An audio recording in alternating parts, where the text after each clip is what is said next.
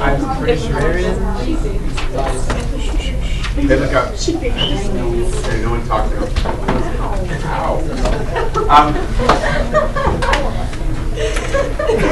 Sympathy. Thank you. Hey, make sure you note the signs. Make sure you note the signs. Okay. Grab the gold packet, please. First problems.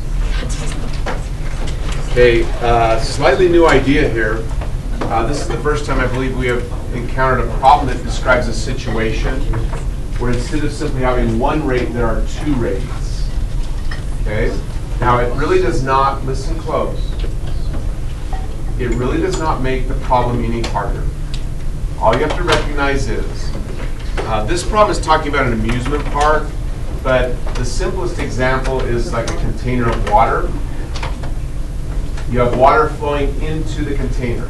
So there is a rate at which water comes in, and you have water leaving the container. There's a rate at which water leaves the container.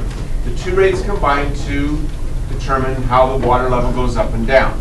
So it's not more difficult. There's just two equations instead of one.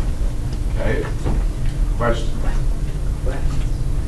Okay, so they give the rate at which people come into the park as E of t. They give the rate at which people leave the park as L of t. They say that both rates are measured in people per hour. And then a key thing is that the time's kind of weird. We don't start at time 0. They've set up the formula so that you can start at time 9 o'clock, just like 9 o'clock in the morning. First question says, how many people have entered the park by 5 p.m.? The concept is really simple. You've all done something extremely similar. For example, if I write down, so ignore this problem for a minute, just do the following problem. If I say really easy numbers, 10 people per hour are entering the park. So this is a very dismal amusement park. It's going to close soon. 10 people per hour are entering the park. Okay? 10 people per hour. If the rate is steady, it's always 10 people per hour. Talk to each other, don't think too long, raise your hand and tell me. How many people would have entered the park by 5 p.m.? You don't need your calculator, just raise your hand. Just raise your hand.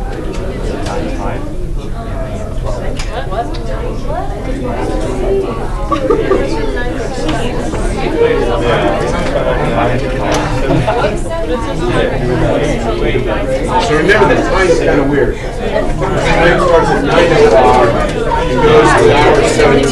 The time's a little weird. Good job. Remember, the time's kind of weird. It starts at 9, goes to 17. Hands up. Come on, show me your hands. Who knows? Show me your hands. Who knows? More hands. Come on.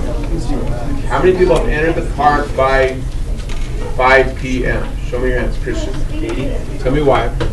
Well, if you're starting from 9 a.m.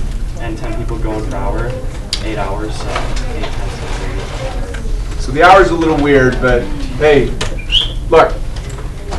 look at the computation. This is the key thing to recognize, that it is a very, very simple computation. You simply take the rate and you multiply by, how long was this the rate? That's all you do. Take the rate and multiply by how long was this the rate. How many knew it? 0.2 per Christian. Okay. The hours divide out, you're left with 80 people.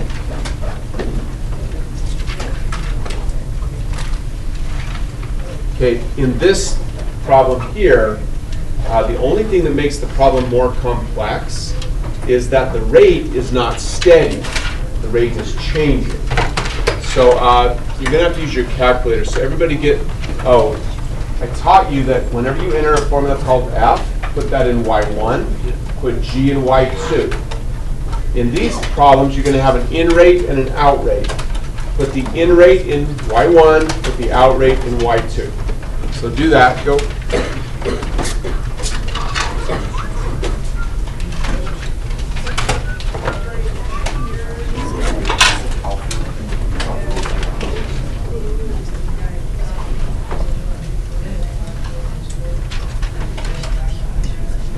Make sure you use the fraction bar, don't use the slash.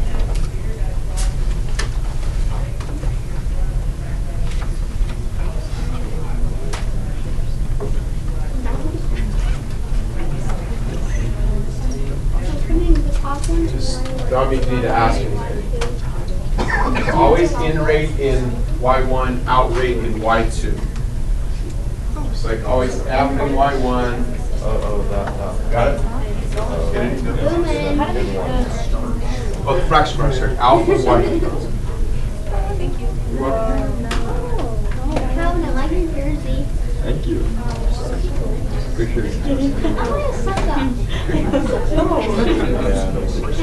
I don't think it's a little big, so that's all that matters. It's big. Everything from China is big.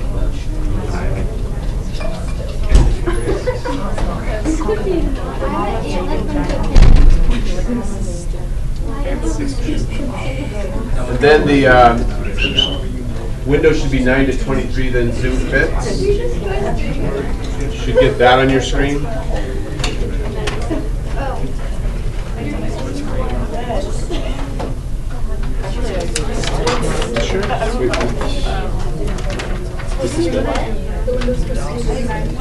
So they said we're going to start at 9, go to hour 23, so 9 to 23. Yeah, that's awesome.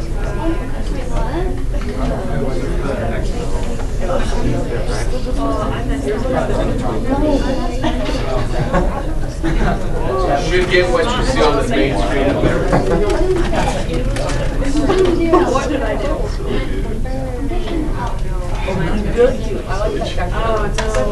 Window should be 9 to 23.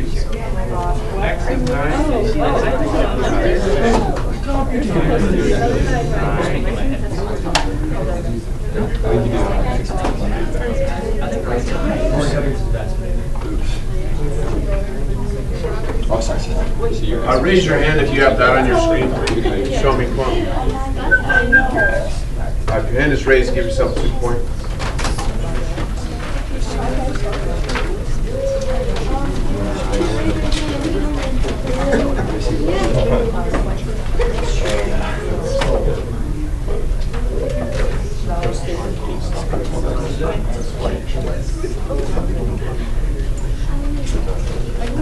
So you're using T on the calculator.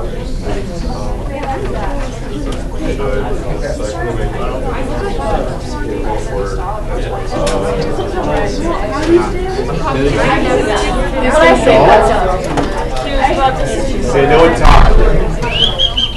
Hey, silence, come on. Okay, no one talk, come on. Don't talk at all. Okay, look. The only difference between the simple example here and the more complex example that you're seeing on the calculator is the rate at which people enter the park isn't a constant value. The blue graph is the rate at which people are entering. So if I trace, I find out that at 9 o'clock, 624 people per hour are entering. However, if I go forward in time just a small amount, like to hour 9.1, I discover that the rate has changed slightly. If I go forward to hour 9.2, the rate has changed again slightly. But the math doesn't change. What I need to do is just like we did here. You took people per hour multiplied by how long was this the rate. This was the rate for 8 hours. So what we're going to do is say, well, right at 9 o'clock, the rate's 624. But it's only going to be that rate for like a tenth of an hour. So we're going to take the 624 and we're going to multiply by 0.1. Then we're going to go to the next time, which is 9.1. We're going to take that rate and say that rate only lasts for a tenth of an hour also. And then you do it again and again and again, and you add up how many people entered in each tenth of an hour. Well, that's what integration does. So if I do an integral starting at time 9 and I stop at time 17, the calculator will take and do exactly what I said. It takes a 9 it plugs it in here. And it calculates the rate at 9 o'clock. It then assumes that that rate endures or lasts for 0.00001 hours. So it takes the rate and multiplies by that amount of time, calculating how many people entered in that first 0.00001 hours. Wait, if you need me to say that little sequence again. Okay. Then the calculator does it again for the next moment in time. So it plugs into here a time of 9.00001, multiplies that by a tiny fraction of time again, to find out how many people entered in that tiny fraction of time. And then it adds them all together, like a million, well in this case it's going to be about 8 million computations. Adds them all up to find out how many people entered during the entire time period. Question? Okay, a lot of people have been asking me, and this is common.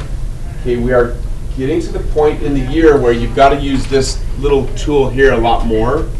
The tool I'm referring to is this one right here. You've got to keep track of when are they referring to an amount, when is the problem referring to a rate. So in this case, I have a rate. I have the rate at which people enter the park. But I'm not looking to find a rate, I'm looking to find an amount.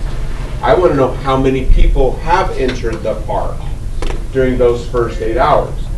So this column is people per hour. I'm trying to get from people per hour to a number of people. Whenever you move from this column on the chart to this column on the chart, you're using an integral.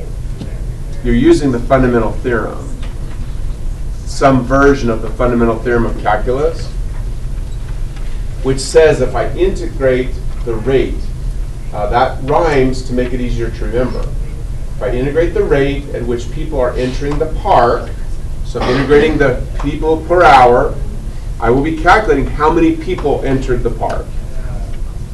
Wade, if you need me to say that, go Ashley, please stop. Yeah, I just have a question. So if we're going from acceleration to the rate, we'll use FTC Tue? Absolutely. It's perfect. So what you're saying right here, Rachel, I don't know, Rachel came from. Wow. That was bizarre. Sorry, Ashley. I don't know where that came from. Random name, 2,500 names swimming in my head. Okay, Ashley is perfectly correct. If you are given a rate of the rate, like this, that's going to be, so many people per hour.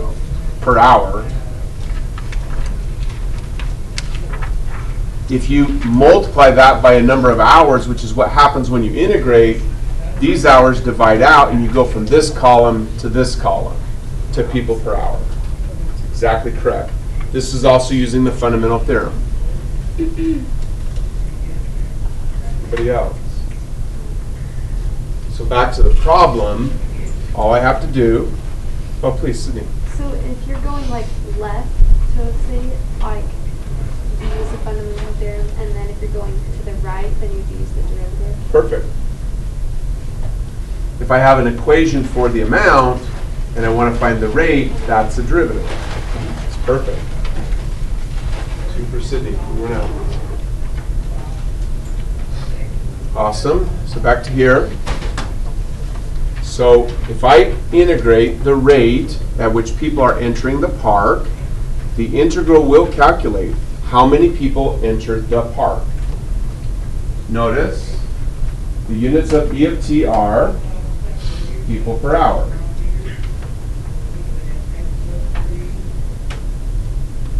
The units of dt are simply hours. Integration is nothing more than just multiplying repeatedly and then adding. So when these two multiply, the hours divide out. The result of this integral is going to be some number of people, just like we described a minute ago. Okay? Question? So at this point, you simply grab your calculator, Math 9, hour 9 to hour 17.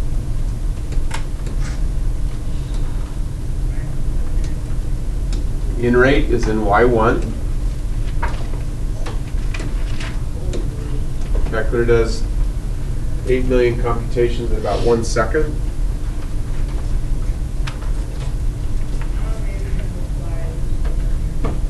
Write down the answer.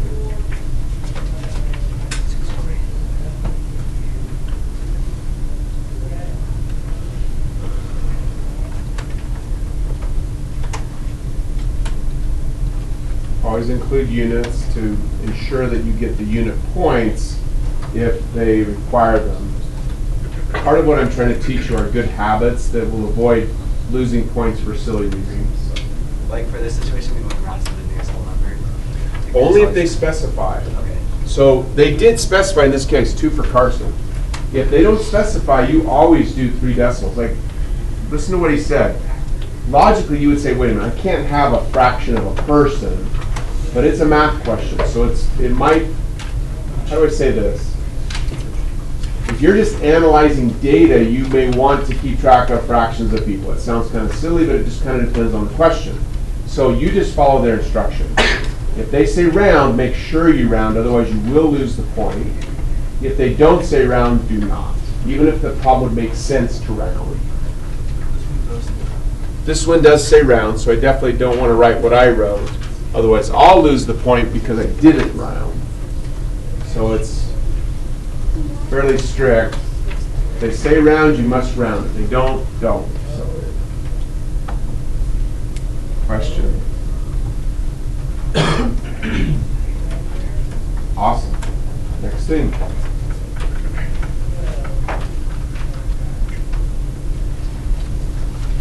Answer the next one on your own. Go. Should only take you like 10 seconds.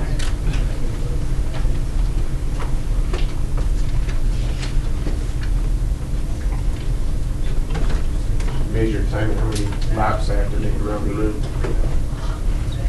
This is a 1 lap problem.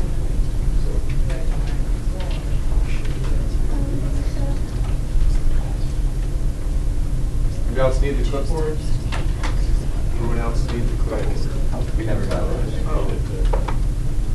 Somehow I did not circle the room appropriately. I'm not sure what happened.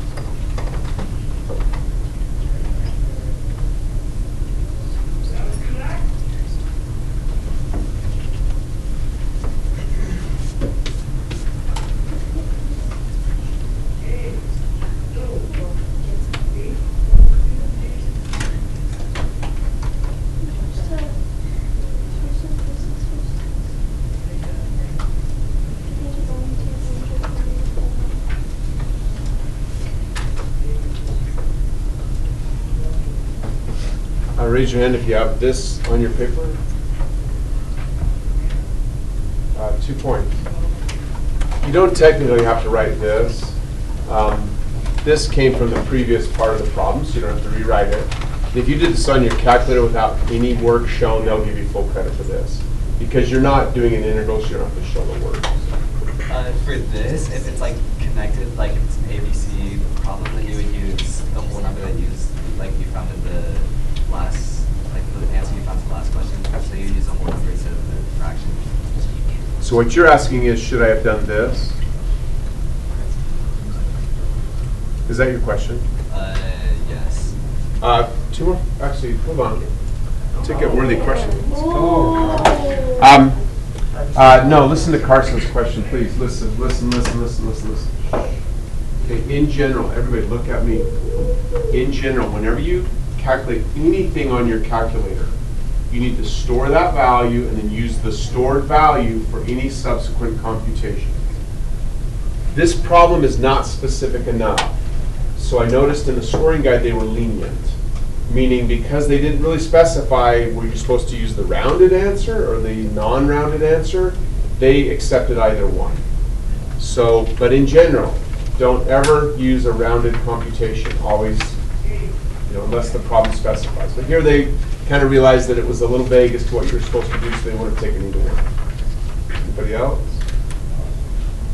Anybody else need the clipboard? And then when yours on my desk. Let's pass over to John Reed then, just.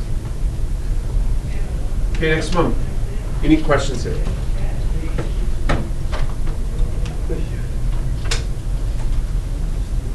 Do that one, go. This should be a 1 or 2 lap question.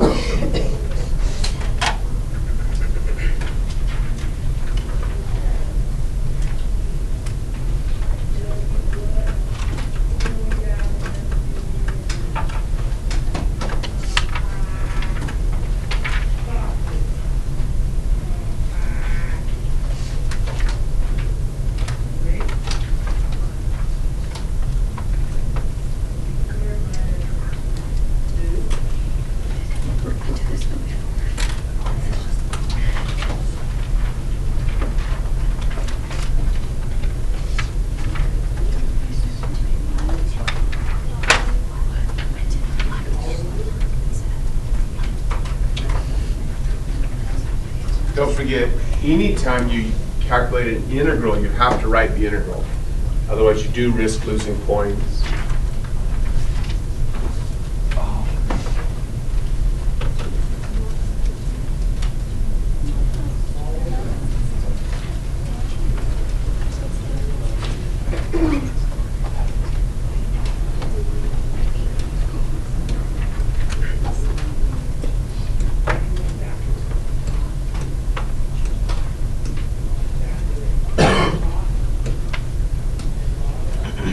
That didn't work. Oh, brother. Let the calculator scream at me for a minute. Dude.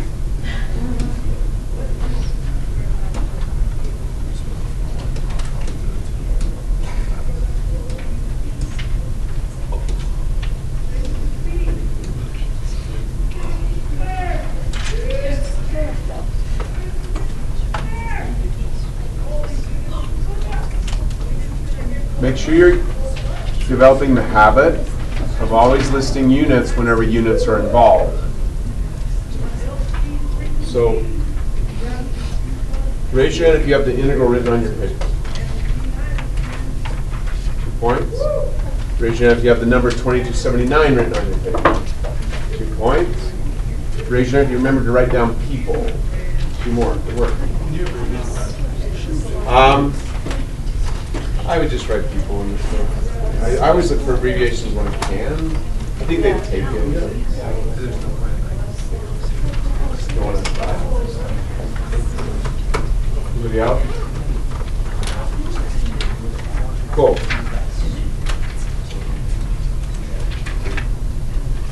Okay, look at the next problem. I don't necessarily want you to work, I just want to talk about it.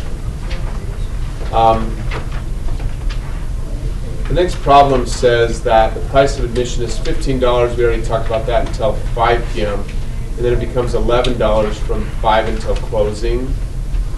There were 3 different ways you could have solved this problem. You could say, I'm going to use an integral to find out how many people entered the park from 9 to 17 and multiply that integral by 15. Add that to the integral of how many people entered the park for hours 17 to 23 times 11. So this, back to Carson's comment, the method in green at the top would not have any rounding at all until the final result. And they would accept that as a valid answer. However, because, again, of the ambiguity of this problem, if you simply took your result from the earlier portion, like you already figured out the number of dollars collected from 9 to 17, and then you go figure out without any rounding how many dollars are collected from 17 to 23, and then you round your final result, these should have dollar signs, they would accept that as well. And then the final way you could do it is round everything ahead of time. Like this, like do the integral, round that, multiply that by 11, they accept that as well. What's the best way? In my opinion, I would always follow the rule of anytime you calculate something on your calculator, store that value and always use the stored value afterward. So I would never round unless they specifically tell me.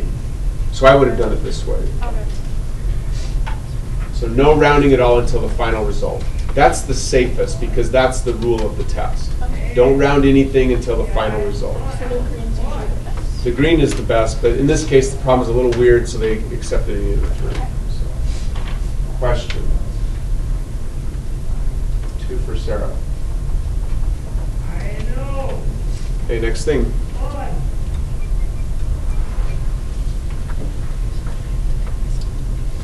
See if you can answer that one. Extra example 2G, go.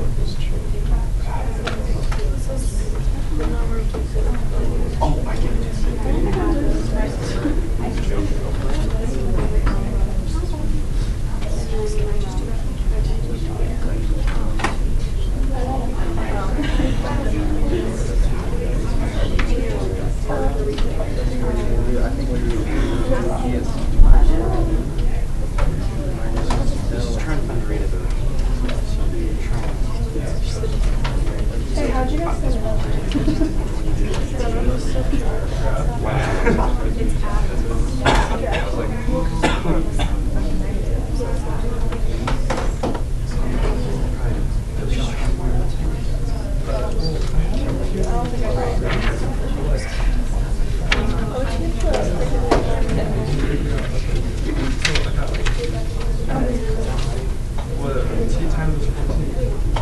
Okay, look up, please. Follow this. Actually, just word for another lap here. We're still typing.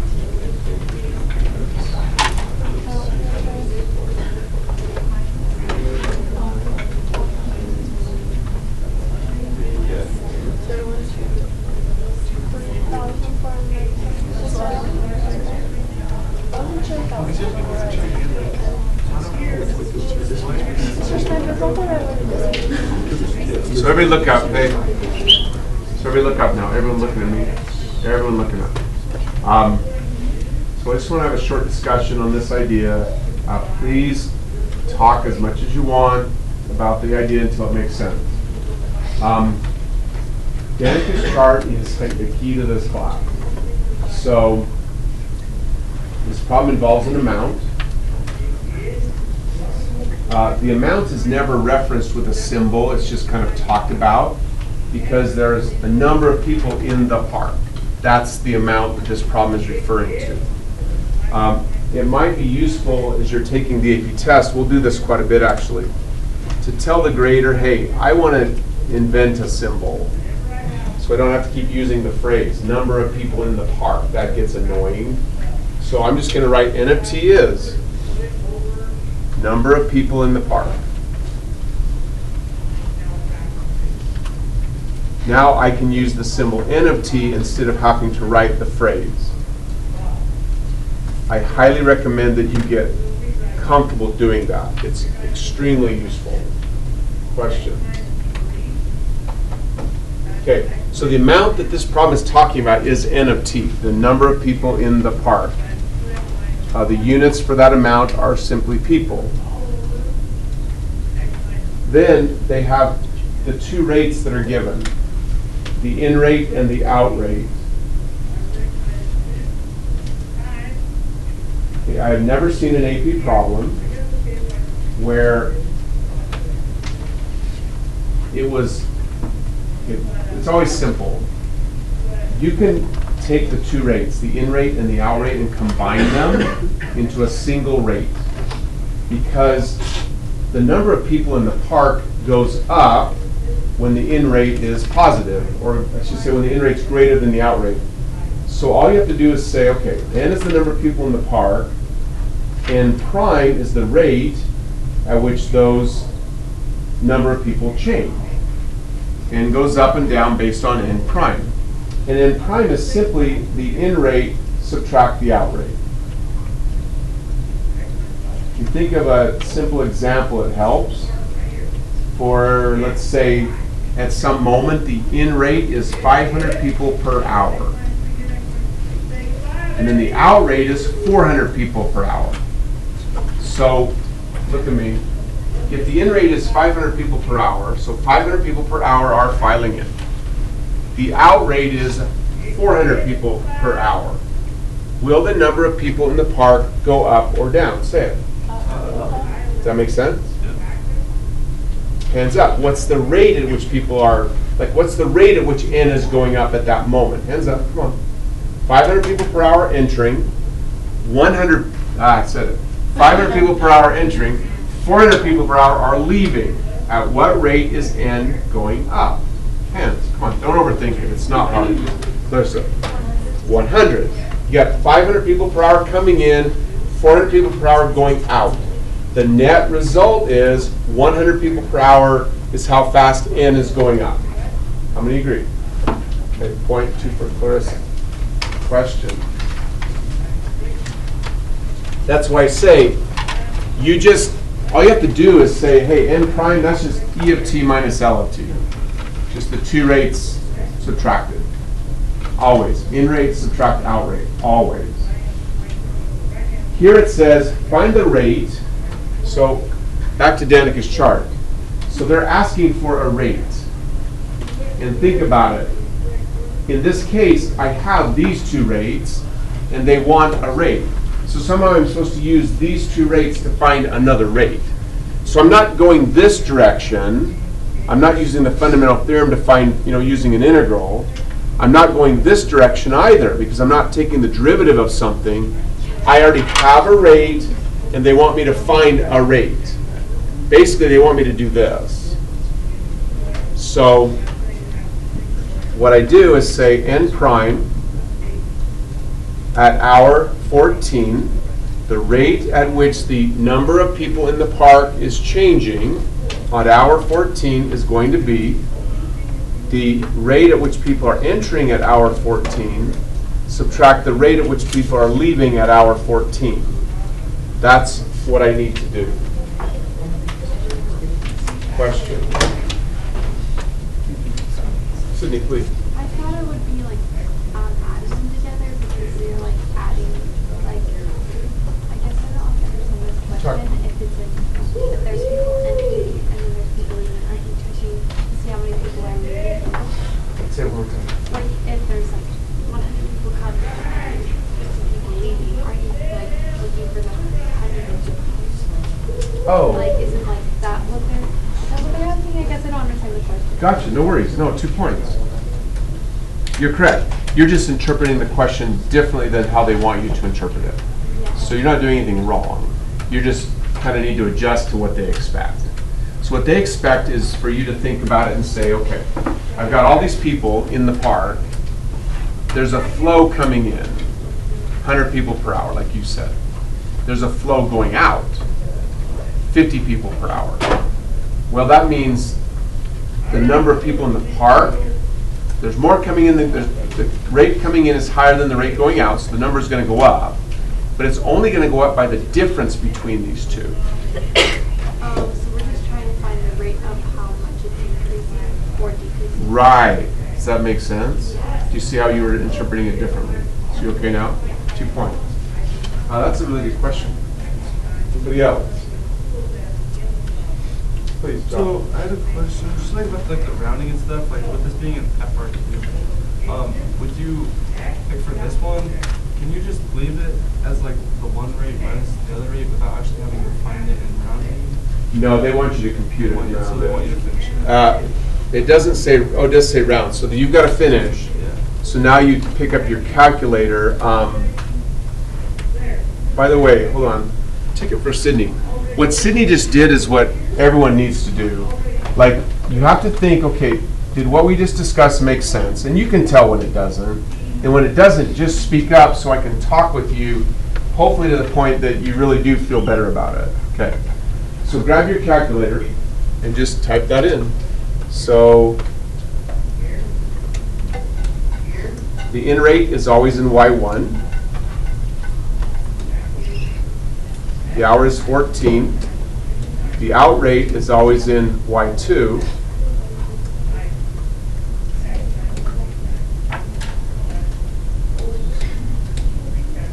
So no rounding at this point, because I'm letting the calculator do everything without rounding.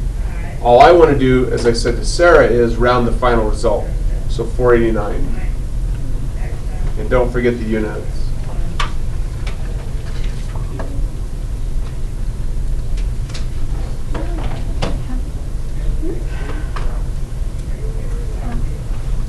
Raise your hand if you found that before we talked about it. 2 points, yeah. You knew we want to talk more about it. If people were like, what people were thinking this, do you need to be negative or just use like? So, oh, good question. Look, it says find the rate rounded at which total number of people in the park is changing. So if we went and found the rate at a different time, we might find a negative rate. That would simply mean the number of people in the park is going down. So you just do the math. If you take in rate, subtract out rate, it always works. You're just comparing the two rates, you're just finding the difference. So like more people than this per hour are entering, but there's a certain number of people per hour that are leaving. So the net is, like Sydney said, that's what they're looking for, is the net. Okay. Next thing. Like you were kind of thinking of it as like of saying, okay, well, you know, the number in the park is going up by some rate, so the number of park is changing by that rate, but the number in the park is also changing by this other rate. What's the combination of the two rates? That makes sense. Good comment. Sorry, I'm just still fascinated by your question. Next thing.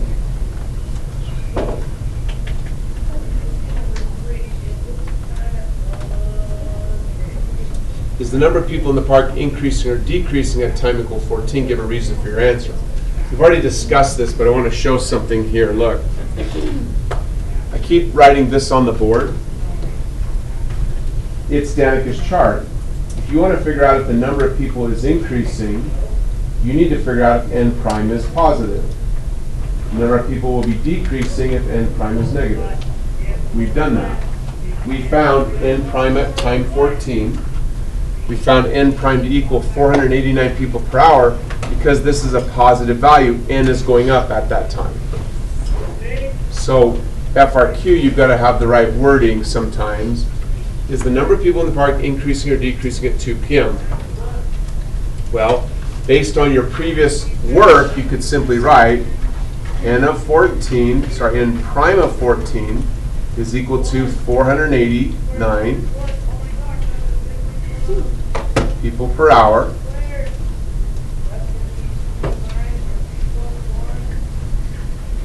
So, since n prime of 14, come on, pencil, is positive, n of t is increasing at t equal 14 hours.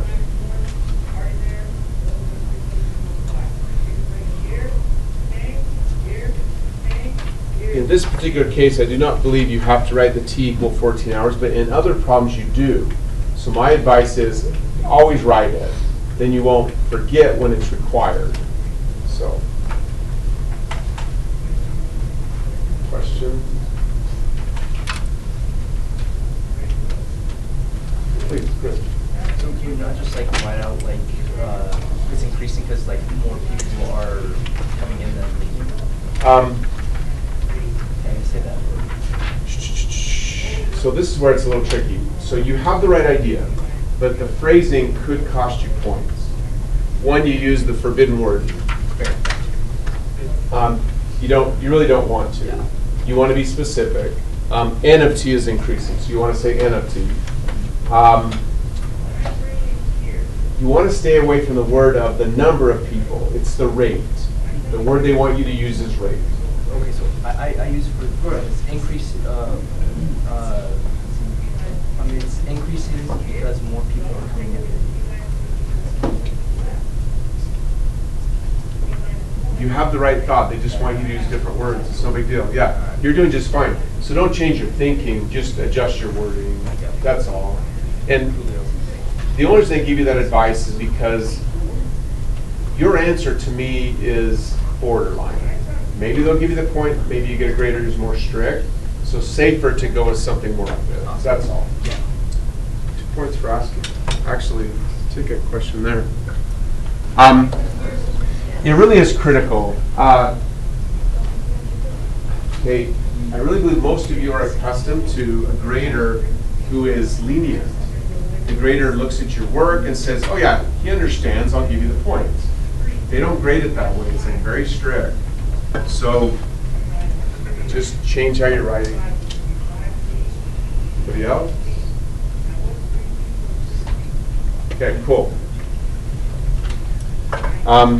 I don't know if it motivates you or not. The test you take on January 27th, so 2 weeks,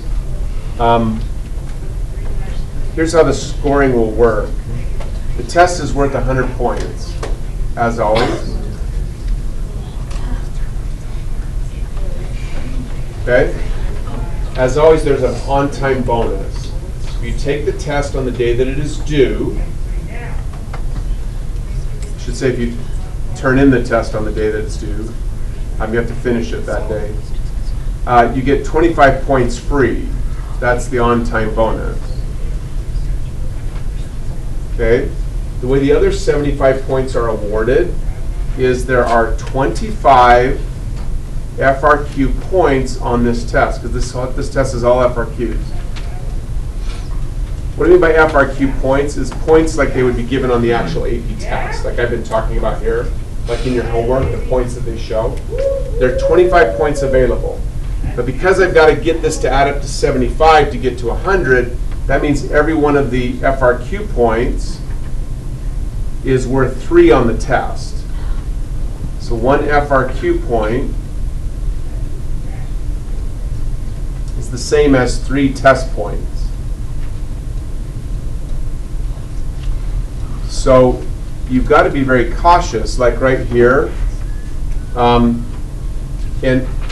this is what I said to Chris. All I'm trying to do is get you to have the right habits, so on the actual AP test you do not lose points. So if you write on your paper, it is decreasing or it is increasing, you have lost that point. And that's 3 points off your test score. That you cannot use this word. That's just the right habit to have. I'm not saying you're really thinking wrong at all, but it is the wrong habit. So don't say it. When you're referring to the rate, write the symbol that represents the rate. When you're referring to the amount, write the symbol that represents the amount. Then you don't risk anything. Okay? Please, Mary. So is it going to take you a while to grade them all? Because it's like an FRQ, like read every single question? So it would be like it would take far too long for me to grade them. Honestly, there's no way I can survive my family and not get divorced. Like seriously, it's too much. It's way too much. So what I do is the test, when you receive it, there is no space for your name. All you do is put your student number. So no one knows whose test it is.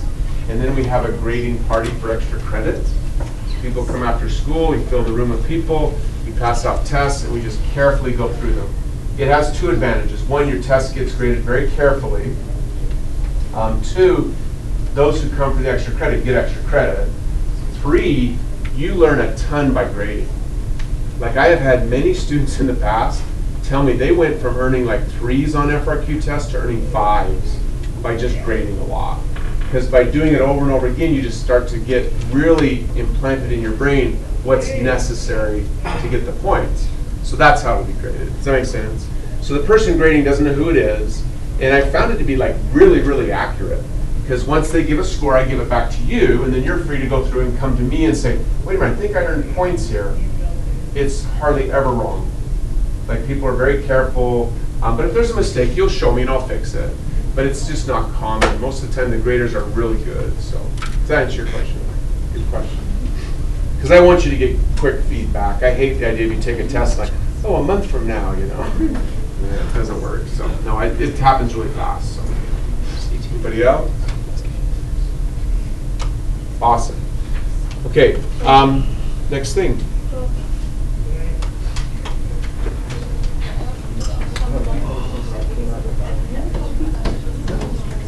Okay, do that one. Go. Eyes.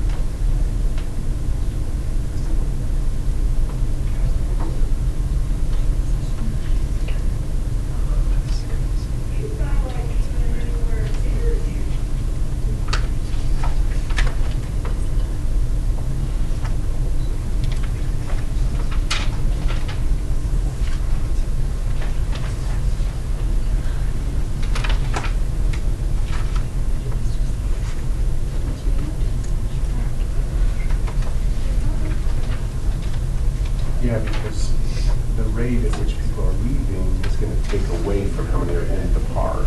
So I have to subtract that. It's perfect. Yeah. Only one difference. So you're writing in terms of the time from 9 to 17, and they want you to write the time from 9 to whatever time. So we just leave this T, and okay, we can plug in 17 or 20 or whatever we want. Does that make sense?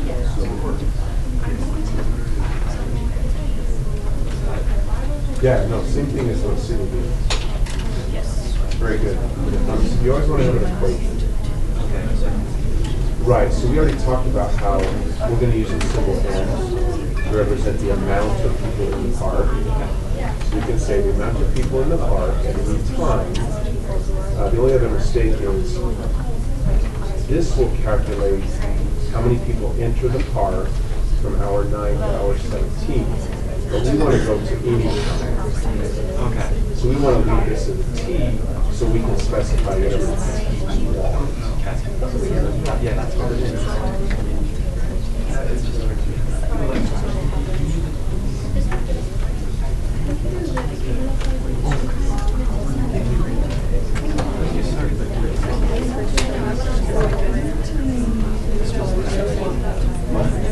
It sounds so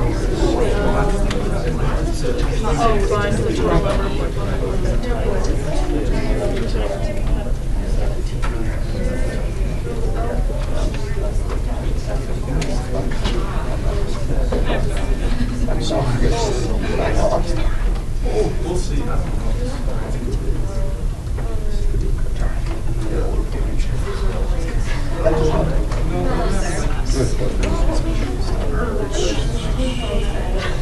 So study the board carefully.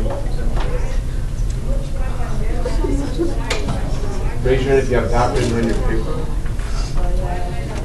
If I just did 2 point. What's that? N prime of T times B of T. So did you do this? Hold on.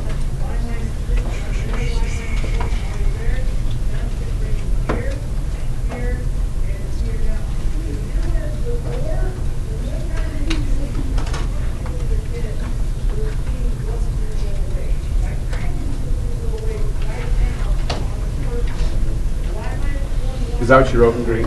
Yeah, as I just put A and B instead of 9 and T. So like the beginning and the end. Oh, interesting. They might take away a point for putting an A here, because they specifically said they want you to start at an opening time of 9 versus make it flexible. They want specifically from 9 to whatever time. Is the rest the same? Anybody else have this besides job? 2 points for that as well. Either one of these is fine, because I've already told the grader on the previous page that n prime is the difference between the entering rate and the leaving rate. So absolutely. This is the fundamental theorem of calculus right here. Look. It's the fundamental theorem of calculus. It's the number of people at 9 o'clock plus, then we integrate the rate at which n is changing to find how much n changes. Please, Justin. I have the 300 at the end. Is that gone? Oh, because you're adding, it doesn't matter. As long as you have a dt to signal the end of the integral. So yeah. Please, Lauren. So I put, after like the integral sign, I put e of t minus l of t. Is that equal to, that's equal to 95, right? Okay. Yeah, here's what Lauren has. 2 for Lauren. Look.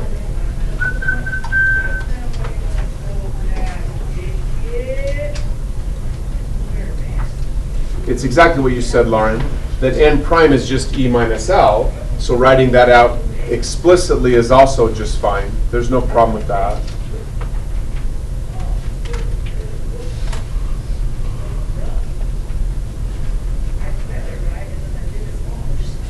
Just make sure you're in parentheses.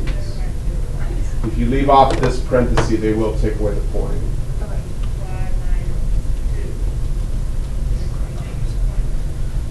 Yeah, the red is perfectly good. Anybody else have the red? Okay. Questions, please. If we wrote the green, we wouldn't have to specify what n prime of t is, right? Hey, good question. Let's ask the room. Hey, look at me. Come on, everybody look up. Everybody look up. Okay, please remember that when you take an FRQ question, if you write something in one part of the FRQ, you're free to use it somewhere else without rewriting. I actually don't know how to ask that class. If you don't specify what n prime is, this will not get you any points. Like, you can't write down a symbol without telling the grader what does the symbol represent. So somewhere you've got to tell him what n prime is. Like, if you said this, I think this is your question. Like, you earlier in the problem specified n is going to represent the number of people. Okay, by that definition, the grader knows, and you don't have to tell him, that n prime is definitely the rate at which n is changing. You don't have to say that. But you do have to tell him what's n prime equal to. N prime is equal to these two subtracted. That you are expected to write down. Does that make sense? Okay. Anybody else? Chris, did you have a question? No. Right. Very good. Okay, next thing. Okay, look, word of, hey, eyes on me. Everybody, eyes on me. Look at me. On the test you take for this term, which is 80% of your grade, it really isn't difficult to make sure you don't lose points for just kind of silly reasons. Just always include units when units are involved. Always include, always be specific. Don't ever say it. Don't ever say the graph, the function. Just specifically indicate what you are referring to. N of t, n prime of t, that sort of thing. And then the other one that shows up once in a while is make sure you specify what time we're talking about. Because in most of these problems, there's a time period, and they often want to know what's happening at hour 14. So specify that's what you're referring to. It's really the exact same thing your English teachers are telling you about writing. Be specific. So, questions? Cool. Next thing. The test scores for this test typically are very high. It's not really a difficult test. You just have to be specific because it's FRQ. So, this problem here simply says, okay, now let's use that equation to find out how many people there are at hour 14. So it's nothing more than just picking up your calculator now and plugging it in. You would not have to write any of this to get this point, because all of this is written in the previous section. You just have to drag your calculator do it, and get the result. So all that's required on this particular question would be what I have now boxed. Please, Sarah. If I'm like scared that if I don't write it, I'm gonna get it wrong, can we still write it and not get like dock points? Sure, it doesn't hurt anything. Yeah. But no, really, don't do it. Okay. All you have to remember, look, it's really simple. All you have to remember is, it's hard when I'm on the board because it's all kind of broken up. Yeah. On an actual FRQ, whatever's on the page counts. Okay, so if it's already written, you don't have to rewrite it. Okay. That's all. The test that I will give you is not a real FRQ test. It's like pieces of FRQs. So on my test, all you look at, it'll be in this format, like a handout, right? Whatever's here, you don't need to rewrite anything. If you're using something here, down here, it's totally fine. Don't need to rewrite it. When you turn the page, the situation will change. It'll be a brand new situation, so you're just starting over fresh. Okay. So you really won't have to stress about it. Like it won't cause you any stress. No, really, because it'll feel natural. You'll have all of this here, and you go, oh, wait a minute, I already have that. I just need to type it in my calculator. Yeah. Just write it down. So. Okay. And I have 2 practice tests, so we'll have plenty of time to practice. So. Please, Justin. So will they ever like put the same question on multiple pages, or is it one question? No, all the way, on one page? so what I will do on my test is, if there's questions that are associated with each other, they will all be on one sheet of paper. What they'll do is like notebook form. Those 2 pages are associated with each other. As soon as you turn the page, brand new situation. They'll have like 2 pages. Turn the page, brand new situation. Ashley, did you have anything? Yeah. What's like the lowest score that people can get on this test usually and do well in like the FRQ portion of the AP test? Oh, you can't really make a comparison like that yet until we actually start doing the full test. So this is more graded like a regular test. If you want to get about 88 to get an A, 85 for an A minus for the term, that sort of thing. Pretty similar, Ashley. Pretty similar to the first 2 terms. Once we start doing full AP tests, I can answer your question better. So this one is not as difficult as a full AP test. It's more targeted. So. How come you guys plug in 14 questions In here? Yeah. Oh, good question. Hey, look up, everyone. Everyone look up. Hey. Oh, this is really good. When this integral is computed with your calculator, the calculator is going to find E of 9, E of 9.1, 9.2, 9.3, 9.4, 9.5, on and on and on and on and on. So it's finding all of the rates from 9 to 14. It's multiplying each of those rates by a tiny amount of time to calculate how many people came in during the tiny amount of time. Then it's adding them up for the entire time period. So you never want to put a number here. It doesn't make sense for what we're trying to accomplish. Because that would find only the rate at 14. To find out how many people are in the park at 14, we need to know what happened from 9 to 14. That helps more. Okay, good. Next thing.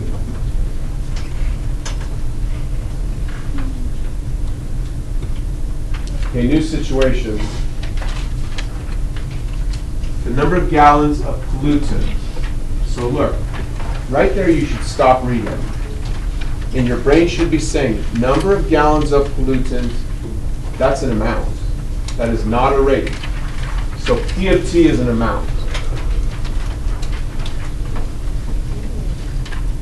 Measured in gallons.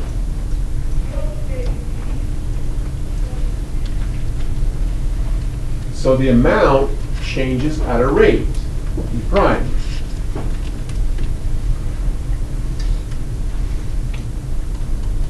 Oh, by the way, the copy machine sometimes is very unhelpful. It doesn't always copy the handouts as well as it should.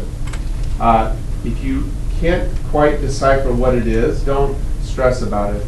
Just go on Skyward, go to the assignment, you can look up the PDF version, and then you can see better. So you can always come ask me. It doesn't bother me at all. It's not your fault the copy machine didn't work. So, but if you can't find me, it's easier just to use the PDF. This says P prime of T equals 1 minus 3 e to the negative 0.2 root T. The variable is root T. So this is in gallons per day.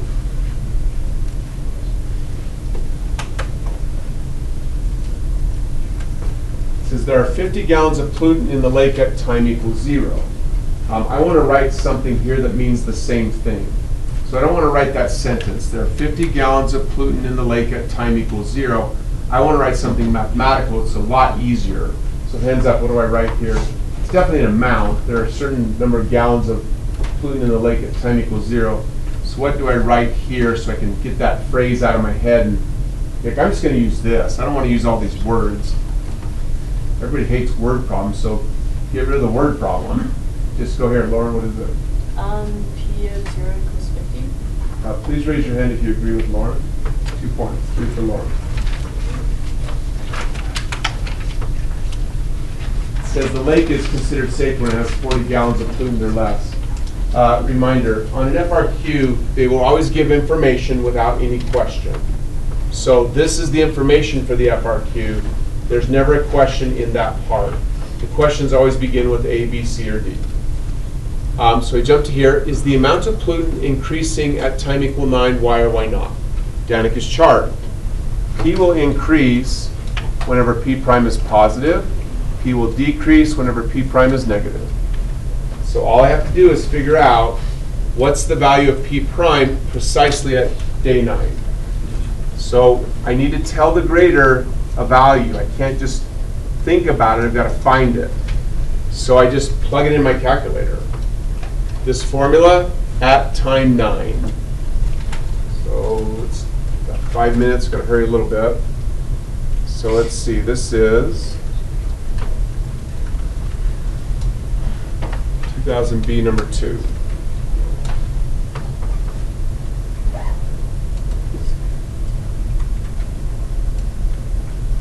So I've got my formula. So I just go to the main screen, take the rate at time 9. That would not work. Try again. Y1 at 9. Negative 0.646. So I write that down. Remember, every time you write down a number that you're wanting the grader to read, like I don't care about the grader reading this. This is for me. So this is scratch work. I don't, whatever. But here the grader's going to read, so I want to make sure I don't lose any points. So I write negative 0.646 gallons per day. This is negative. So since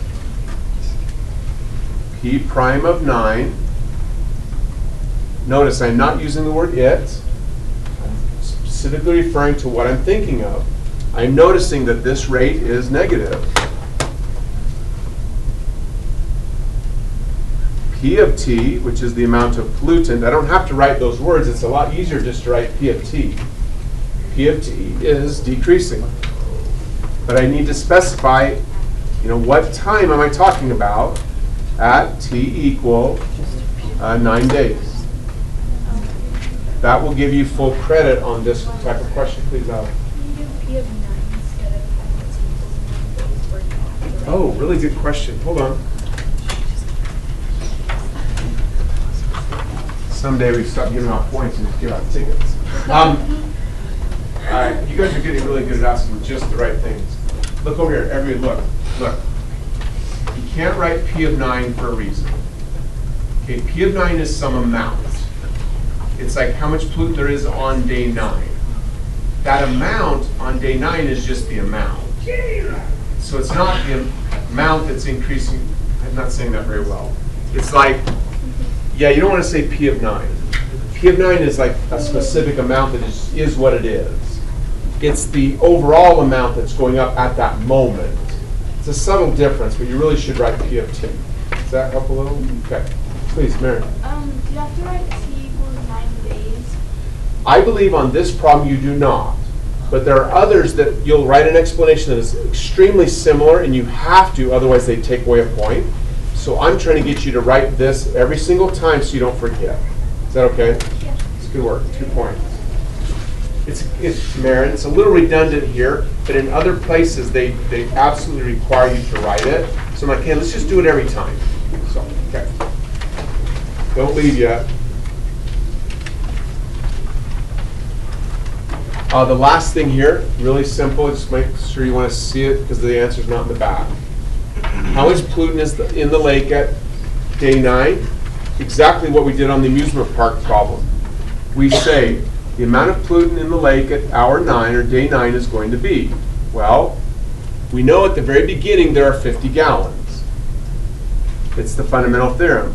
If I then integrate from day 0 to day 9, the rate at which pollution is, the rate at which the pollutant level is changing, this will tell me by what amount does the pollution level change.